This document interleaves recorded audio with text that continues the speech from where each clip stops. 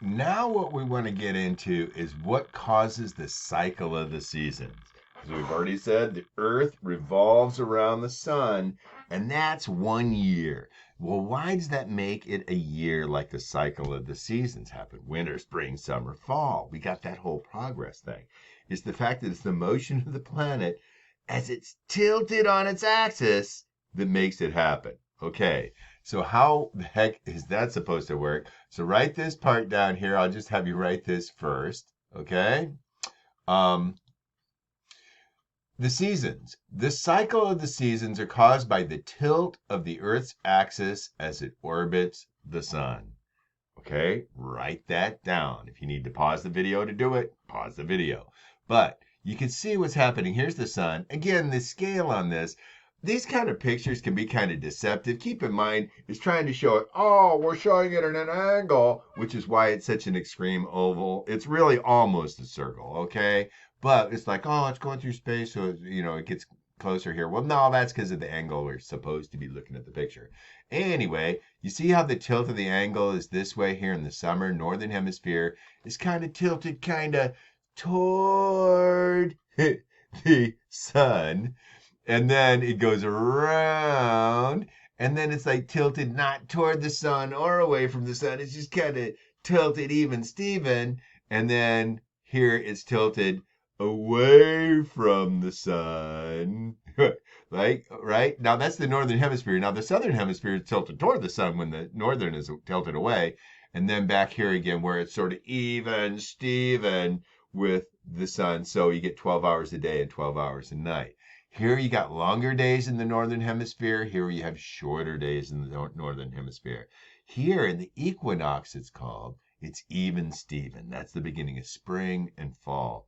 So what the tilt does, now I'm going to go ahead and mention this, even though it kind of happened in the last lesson as well, with the videos.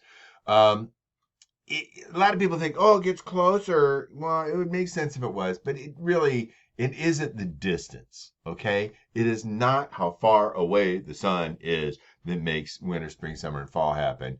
So what we got here is a little picture of the orbit. And here on January 3rd, that's where it's the closest. That's in the middle of winter. It's 147 million kilometers.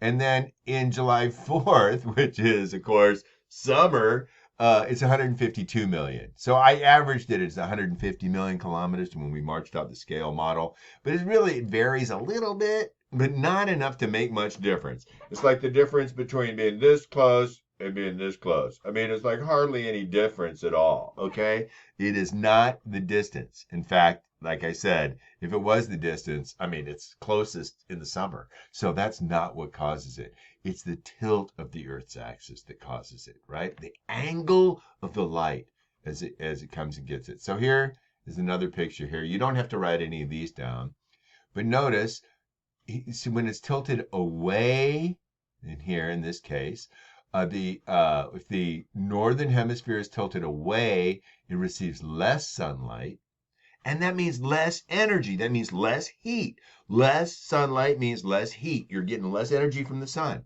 And the southern hemisphere receives more sunlight. That means more heat. That's summer in Australia, while it's winter in North America. Or now, if the sun is in the middle then here the northern hemisphere receives more, and then we call that summer, and the southern hemisphere receives less. That's called winter in the southern hemisphere. So it's the amount of light, but it's the angle of light. The intensity of the light varies.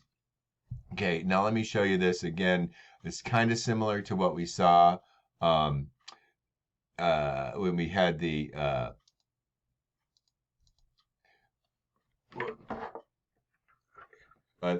little video I did before. Here's the Earth, right?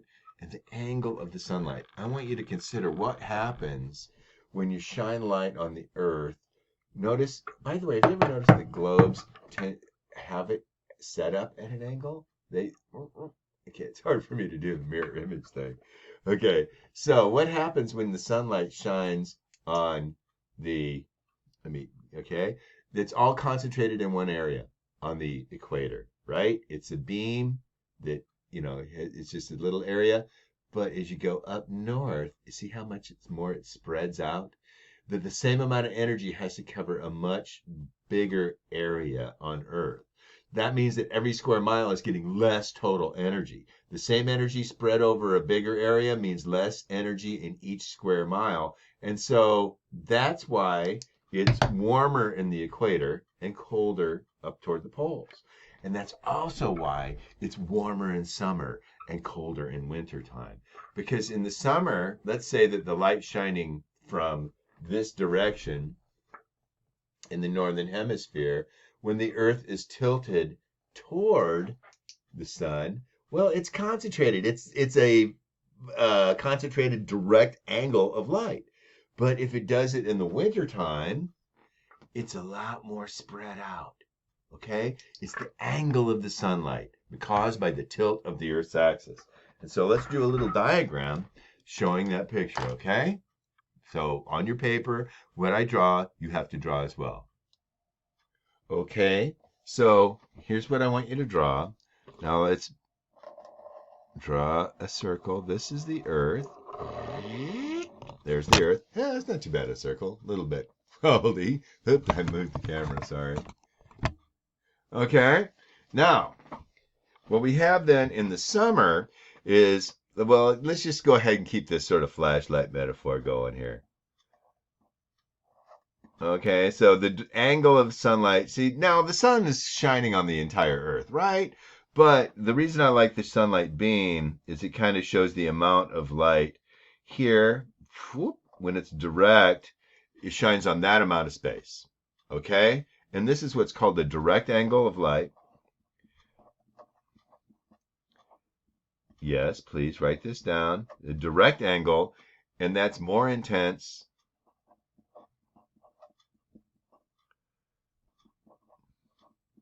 Now, the amount of light coming out of the flashlight's the same. It's just that it's concentrated on a smaller part of the Earth, right? Now, that's more intense, and that would be what's called summer. All right? And it's also what you get at the equator. That's why it's so darn warm, hot at the equator. Now, if you have winter, where the Earth is tilted away from, it would be a less direct light. And this is also, again, why it's colder at the poles or in the northern latitudes or the extreme southern latitudes. Now, the same amount of light is shining on the Earth, but at this angle, it's spread out over a bigger space. You see what I mean? It's more diffused, right? It's going to be dimmer in each square mile. So this is going to be the indirect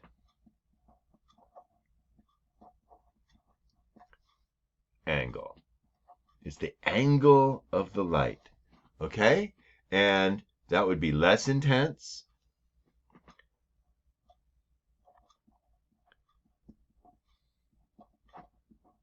That means less bright. Again, the light is just as bright. It's just that it's spread over a bigger area. It's less light warming up a given spot on the Earth, right? It's more diffused over more square miles, so each square mile gets less.